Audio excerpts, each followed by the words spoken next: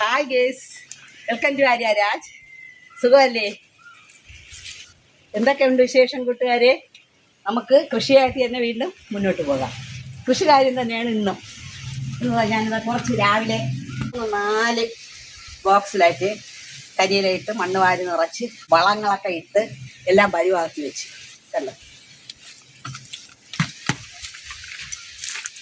ഇനി ഇതിലോട്ട് കുറച്ചുകൂടെ മേൽവളം ഇടുക. ഇട്ടതിന് ശേഷം ഇതിലോട്ട് തൈ നടാം.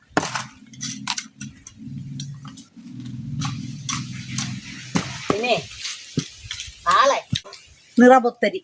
പണ്ടൊക്കെ എന്ന് വെച്ചാൽ നമുക്ക് വയലൊക്കെ ഉണ്ടായിരുന്നു. നമുക്കല്ല, എല്ലാവർക്കും വയലുകളൊക്കെ ഉണ്ട്. ഏകദേശം അറുപ്പ് സമയമാണ്. ഓണത്തിന് മുമ്പ് അറുത്ത് നെല്ലൊക്കെ അടിച്ച് പരിവാക്കി വയ്ക്കും, ഓണത്തിന് ഉണ്ണാൻ വേണ്ടിയിട്ട്. ഇപ്പോഴേ ഇവിടെ എങ്ങും നിലങ്ങളൊന്നും ഇല്ലല്ലോ. ചില സ്ഥലങ്ങളിലൊക്കെ ഉണ്ട്, ഈ ഭാഗത്തൊന്നും നിലങ്ങളൊന്നും ഇല്ല. അറുപ്പും കുടലും ഒന്നുമില്ല ഇവിടെയെങ്ങും. അത് കാരണം നാളെ ക്ഷേത്രങ്ങളിലൊക്കെ നിറപുത്തരിയാണല്ലോ. നമ്മളൊക്കെ ഇപ്പോഴും ക്ഷേത്രത്തിൽ ചെന്ന് ഒരു കതിരൊക്കെ വാങ്ങിയാണ് നമ്മളെ വീട്ടിൻ്റെ ഫ്രണ്ടിൽ കൊണ്ട് കെട്ടുന്നത്, വീട്ടിൻ്റെ ഐശ്വര്യത്തിന് വേണ്ടി. പണ്ടങ്ങനെയല്ല. ഇത് എൻ്റെയൊക്കെ ചെറിയ കാലത്ത് വയലിൽ പോയി അത് കതിര് വന്ന് മുറ്റി തുടങ്ങുമ്പോൾ കതിരറുത്ത് കൊണ്ടുവന്ന് നമ്മുടെ വീടിൻ്റെ ഫ്രണ്ടിൽ കെട്ടിത്തൂക്കിയിടും. അത് വീട്ടിന് ഭയങ്കര ഐശ്വര്യം എന്നാണ് പറയുന്നത്. ഇപ്പോൾ പിന്നെ അതൊന്നും ഇല്ലാത്തതുകൊണ്ട് അങ്ങനത്തെ പരിപാടിയൊന്നും ഇല്ല. ക്ഷേത്രത്തിൽ ചെല്ലുക, കതിര് വാങ്ങുക, കൊണ്ടു നടുക. അപ്പോൾ എല്ലാവരും നാളെ ക്ഷേത്രത്തിലൊക്കെ പോയി കതിര് വാങ്ങി വീട്ടിൻ്റെ ഫ്രണ്ടിൽ കൊണ്ട് നടണം. നമ്മൾ കേരളീയരില്ലേ, കേരളീയർക്ക് പ്രധാനമാണല്ലോ അറപ്പ്, ഉടൽ, തെങ്ങ്, നാളികേരം. ഇതൊക്കെയല്ലേ നമ്മുടെ പ്രധാനപ്പെട്ട ഓരോ വിഭവങ്ങളും ഓരോ കാര്യങ്ങളും. ഇപ്പം മിക്കവരും പച്ചക്കറിയിലോട്ട് തിരിഞ്ഞിരിക്കുകയാണ്. അത് നല്ല കാലം, നല്ലതാണ്. എന്ന് വെച്ചാൽ ഈ മാരകമായ അസുഖങ്ങൾ എവിടെ തിരിഞ്ഞാൽ ഇപ്പോൾ ക്യാൻസർ, മറ്റുള്ള അസുഖങ്ങളല്ലേ, വയറിൻ്റെ പ്രശ്നങ്ങൾ, കുടലിൻ്റെ പ്രശ്നങ്ങൾ, ഇതേ ഉള്ളൂ. ഇതിനെല്ലാം പരിഹാരമായി നമ്മളിതുപോലെ 5-6 ചെടികളൊക്കെ വെച്ച് നട്ടാൽ അതിൽ നിന്നൊക്കെ പറിച്ച് കഴിക്കുമ്പോൾ നമ്മുടെ മുമ്പുണ്ടായിരുന്ന രാസവസ്തു അടങ്ങിയ ഭക്ഷണത്തിൻ്റെ ആ വിഷാംശം തന്നെ ഇത് ചെല്ലുമ്പോൾ അത് നശിപ്പിച്ച് കളയും. അത്രയ്ക്ക് നല്ലതാണ്. അതുകൊണ്ട് നിങ്ങളും എല്ലാം കൃഷിയിലോട്ട് വരണമെന്നാണ് എൻ്റെ അഭിപ്രായം. നമുക്കപ്പോൾ ഇത് നടാമല്ലോ, നടാം. ഇതിൻ്റെ പുറത്ത് കുറച്ച് മേൽ മണ്ണായിട്ട് കുറച്ച് ഒര കണ്ട, കോഴിക്കാരൊന്നുമില്ല. സൂഡോമോണസും വേപ്പും പിണ്ണാക്കും ചകിരിച്ചോറും, ഇത്രയാണ് ഞാൻ ഇന്ന് ഇതിടാൻ. സൂഡോമോണസ് ഇടുമ്പോൾ എന്തെങ്കിലും കീടങ്ങളൊക്കെ പെട്ടെന്ന് ബാധിക്കില്ല. എനിക്ക് ചെറിയ തൈയാണ് ഞാൻ നടാൻ പോണത്, അതുകൊണ്ട് പെട്ടെന്ന് ബാധിക്കാതിരിക്കാൻ വേണ്ടിയാണ് സൂഡോമോണസും കൂടെ ചേർത്തിക്കുന്നത്. ഈ മണ്ണ് നിറച്ചതിൻ്റെ അടിയിൽ തന്നെ കുമ്മായമൊക്കെ ചേർത്തിട്ടുണ്ട് കേട്ടോ, അതുകൊണ്ട് പെട്ടെന്ന് മണ്ണ് കേടാവില്ല. ഇതെല്ലാം എന്താ ഓരോ കല്ലിൻ്റെ പുറത്താണ് ഞാനിങ്ങനെ വെച്ചിരിക്കുന്നത്. കണ്ടോ, കല്ല്, ടൈൽസോട്, ഇതുപോലുള്ള സാധനങ്ങളുടെ പുറത്ത്. പക്ഷെ ഇതെങ്ങനെയാണ് വെച്ചിരിക്കുന്നത് കണ്ടോ, ഇത് കണ്ടോ, ഈ ചാക്കായതുകൊണ്ട് കണ്ട തൊണ്ട് കമത്തിയിട്ട് തൊണ്ടിൻ്റെ പുറത്താണ് ഇത് വെച്ചിരിക്കുന്നത്. ചാക്കിൻ്റെ അടിയിൽ 2-3 ഹോളും ഇട്ട് കൊടുക്കും. പക്ഷേ വേണമെങ്കിലേ ചാക്കായുണ്ട്, അത് പൊട്ടിപ്പൊളിഞ്ഞ് അടിയിലോട്ട് പോയി ഈ തൊണ്ടിൻ്റെ ഉരം തന്നെ വലിച്ചിടുമ്പോൾ എടുക്കട്ടെ എന്ന് വിചാരിച്ചു. അതുകൊണ്ട് അങ്ങനെ ചെയ്യാമെന്ന് വിചാരിച്ചത്. അപ്പോൾ നമുക്ക് ഇതിലോട്ട് നടാം. ഞാൻ ഇന്നലെ ഇത് വാങ്ങിയ തൈയാണ്. സാധാരണ ഞാൻ ഇവിടെ വാങ്ങാറില്ല പൊതുവേ. ഇതിപ്പോൾ വാങ്ങാൻ കാര്യമെന്ന് വെച്ചാൽ ഇന്നലെ എൻ്റെ ഹസ്ബൻഡ് പുറത്ത് പോയപ്പോൾ അവിടെ നല്ല തൈകൾ, നല്ല ഹൈബ്രിഡ് തൈ വിൽക്കുകയായിരുന്നു. 3 രൂപയാണ് ഒരു തൈക്ക്. അപ്പം സാധാരണ എനിക്ക് ചീനിയമരയ്ക്ക ഇപ്പോൾ ഇവിടെ ഇല്ല. ഉണ്ടായിരുന്നു അന്നൊക്കെ, അതൊക്കെ കാച്ച് തീർന്ന് അതിപ്പോൾ ഇല്ല. ഇത് വേണ്ട. അതുകൊണ്ട് ഞാൻ വിചാരിച്ചു ഇതെല്ലാം അങ്ങ് നടാമെന്ന്. അങ്ങനെ എനിക്ക് വാങ്ങിക്കൊണ്ട് തന്നതാണ് ഇത്. അപ്പം ഞാൻ ഇന്ന് മണ്ണൊക്കെ റെഡിയാക്കി രാവിലെ ഇത് നടാൻ പോവുകയാണ്. നമ്മൾ ഇത് ഇളക്കുമ്പോൾ തന്നെ 3 ഭാഗം ഇങ്ങനെ ഇളക്കി ഇങ്ങനെ അമർത്തി കൊടുക്കുമ്പോൾ അത് ഇളകി വരും. എന്നിട്ട് നടണം. ഇപ്പോൾ വലിയ ബക്കറ്റ് ആയതുകൊണ്ട് ഞാൻ ഓരോന്നിലും 2 വീതമാണ് നടാൻ പോകുന്നത്. നട്ടാലോ? മാണിക്യ വീണയുമായ മനസ്സിൻ്റെ താമര പൂവിലുണർന്നവളെ പാടുകില്ലേ, വീണമീട്ടുകില്ലേ, നിന്റെ വേദനയോട് ചൊല്ലുകില്ലേ, ഒന്നും മിണ്ടുകില്ലേ. മാണിക്യ വീണയുമായൻ മനസ്സിൻ്റെ താമര പൂവിലുണർന്നവളെ പാടുകില്ലേ, വീണമീട്ടുകില്ലേ, നിന്റെ വേദന എന്നോട് ചൊല്ലുകില്ലേ ഒന്നും മിണ്ടുകില്ലേ. കാണുമ്പോൾ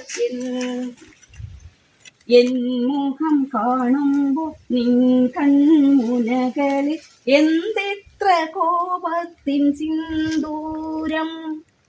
എന്നടുത്തെത്തുമ്പോൾ എന്തു ചോദിക്കലും എന്തിനാണീ മൗനം.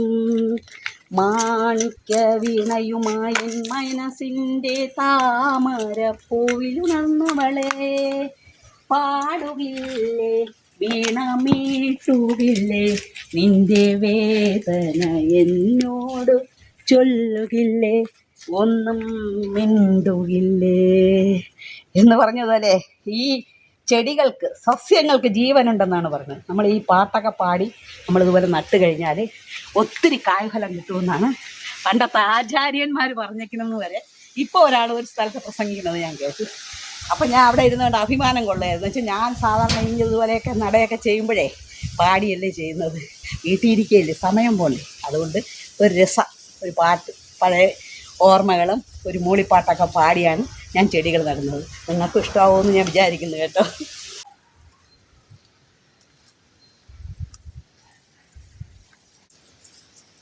ഇത് 2 തൈ ഒരുമിച്ചാണ് ഇരിക്കുന്നത് കണ്ടോ.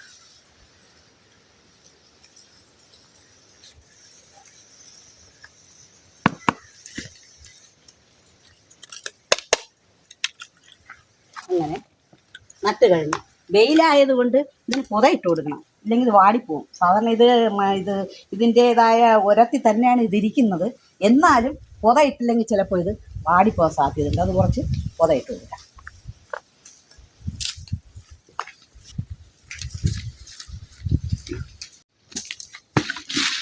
കുറച്ച് കരിയിലെടുത്തൊന്ന് ഇതുപോലെ പുതയിട്ട് കൊടുക്കണം.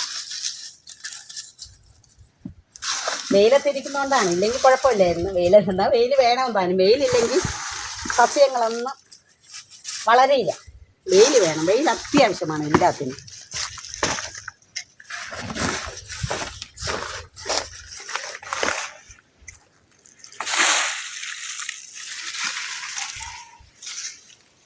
സാധാരണ നമ്മൾ രാസവളങ്ങളൊന്നും തളിക്കാത്തത് കൊണ്ട് നമ്മളിതിനെ നന്നായിട്ട് പരിചരിക്കണം.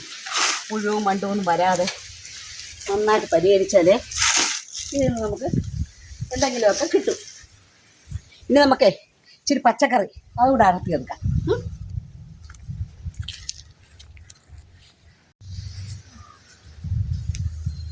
തക്കാളി നല്ല പഴുത്തതാ, വെടിച്ച് വരെ വന്നു. എന്തൊരു കളറ്, തറയെ വീണ് പോകുമെന്ന് വരെ ഞാൻ പേടിച്ചു. അത്രയ്ക്ക് നല്ല പഴുത്ത, എന്തൊരു കളർ നോക്കി.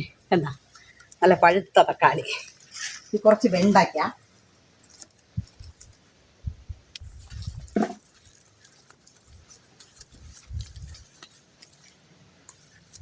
വെണ്ടയ്ക്ക 2 ഇനം ഉണ്ട്. ഇതൊരെന, ഇത് വേറൊരെന.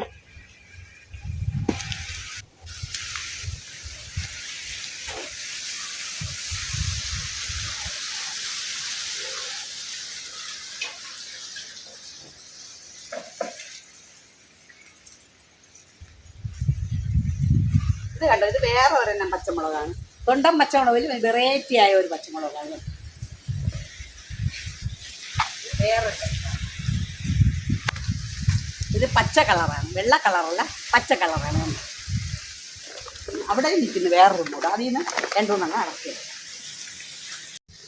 ഇത് കണ്ടോ, ഇത് വേറെ ഒരു ടൈപ്പാണ്. അല്ല എന്തൊരു ഭംഗിയെ നോക്കിയേ.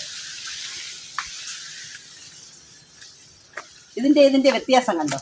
ഇത് പച്ച, ഇത് വേറെ ഒരു മഞ്ഞ അടങ്ങിയ കളർ കണ്ടോ.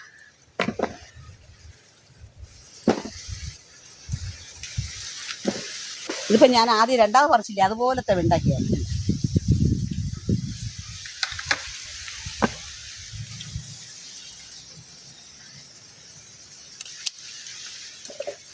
ഇനി 2-3 തക്കാളി അവിടെ കൂടെ പഴുത്തേക്കും, അതിനെ കൂടെ പറയാം.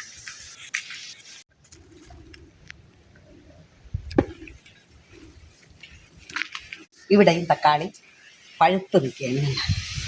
വെള്ളം ഒഴിച്ചില്ല, രാവിലെ വെള്ളം ഒഴിച്ചില്ല. അത് കാരണം അതൊക്കെ വാടി വെള്ളം ഒഴിച്ച് ഇതുപോലെ വാടിപ്പോവും. ഇത് ഇവിടെ ഇതാ കുറച്ച് പഴുത്തങ്ങനെ നിൽക്കുകയാണ്.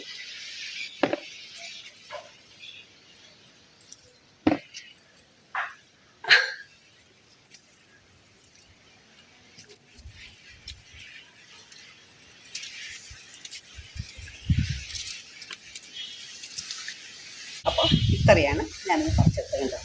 കുറച്ച് പച്ചമുളക്, ഇത്രയും തക്കാളി, കുറച്ച് വെണ്ടയ്ക്ക. എങ്ങനെയുണ്ട് വീഡിയോ? ഇഷ്ടമായെങ്കിൽ ലൈക്ക്, ഷെയർ, സബ്സ്ക്രൈബ് ചെയ്ത് നമ്മൾ സപ്പോർട്ട് ചെയ്യാം. വീണ്ടും ഒരു വീഡിയോയിൽ ഞാൻ ഉടൻ വരുന്നതാണ്. അതുവരെ ബായ്.